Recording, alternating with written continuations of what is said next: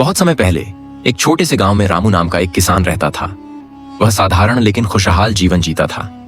रामू के पास एक छोटा सा खेत था जहां वह मेहनत से फसल उगाता और जो भी कमाता उससे अपनी पत्नी और बच्चों का पालन पोषण करता। एक दिन गांव में एक धनी व्यापारी आया।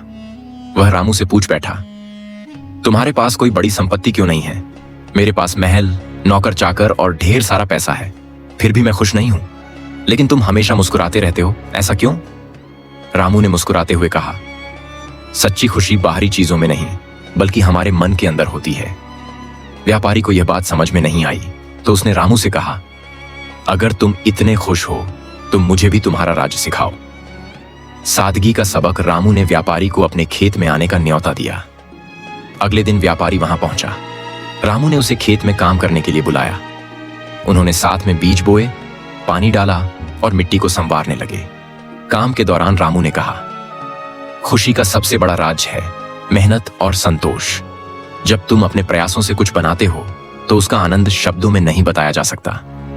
दिन खत्म होने पर व्यापारी बहुत थका हुआ था, लेकिन उसे एक अलग तरह की संतुष्टि महसूस हो रही थी। रामू ने उसे अपनी पत्नी के साथ बनाया हुआ सादा खाना परोसा। व्यापारी ने कहा, यह साधारण भोजन भी कितना स्वादिष्ट लग रहा है।